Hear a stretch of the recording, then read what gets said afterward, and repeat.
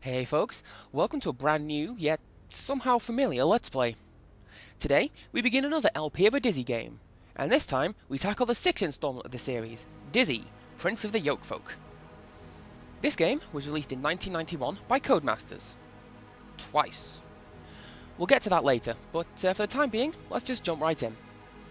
If you've seen any of the other Let's Play Dizzy games, then you know how things work around here. Dizzy is a somersaulting egg who saves the day in a variety of ways that'll make MacGyver blush. And we begin with Dizzy trapped in a room. Why he's trapped in a room is never explained. Where he is, never explained. Who put him there, never explained. But who cares about things like that? We've got a breakout. Step 1. We need to grab the jug of water, a pile of leaves, and jumping up here, a book of matches. Why? Because they are there. This is just a pretty simple tutorial puzzle. Explains how everything works for the kids in the audience who've never played a Dizzy game. You need to set the leaves by the door. You need to step aside. Set them on fire with the matches. The fire spreads from the leaves to the door and sets the whole thing on fire. We then put the fire out with a jug of water.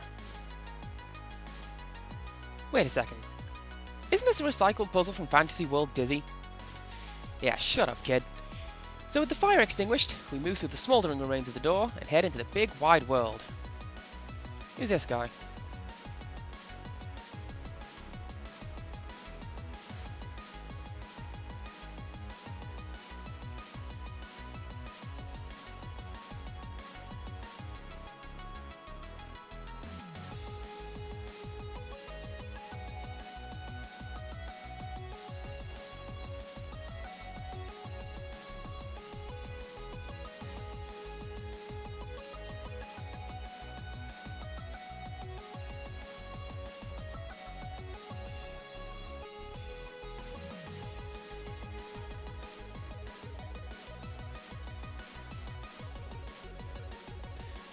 You know, when all is said and done, they could have at least had him say, "Help me, Dizzy, you're my only hope." Ah well, there's your plot, boys and girls. Isn't it sort of a recycled plot from Fantasy World Dizzy? Yeah, shut up, kid. If we go to the left from here, we can see the outside of the castle and meet up with Rockwart the Troll. He's the fellow who's taken over the castle, if you recall. He's holding a pickaxe, but he won't mind if we steal it. Off to the right. Now, this game doesn't have much backtracking in it on account of it's so small. It's only got about 30 maps, whereas your standard Dizzy game has twice that. Now, the reason that... Actually, I'm going to steal this crate. The reason for the small size is because this game was originally released as part of Dizzy's Excellent Adventures compilation. It's kind of like one of those half-assed games you find on DVDs, like the kind that they put on the back. Yeah. Anyway, we need to come to here, jump off to the right, and, oh, what do you know, cloud walking. I'm so happy. Basically, we need to edge our way along these clouds and grab an Acme DIY kit, which in this case happens to be an Acme bridge building kit.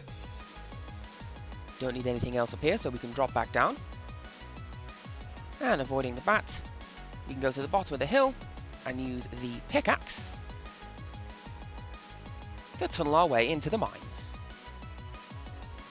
So, yeah, this game was originally going to be released as bonus content, so it isn't as big or detailed as some of Dizzy's other outings, but it doesn't matter, because when all is said and done, this one is still my favourite. Passing through the Bat Cave, we find this thing. Oh, it's a gold nugget. Really hope we don't have to use this to bribe death at some point or another, because that'd be way too unfeasible. And retarded. We'll find out what we use it for in our next video, however. So, until next time, goodbye.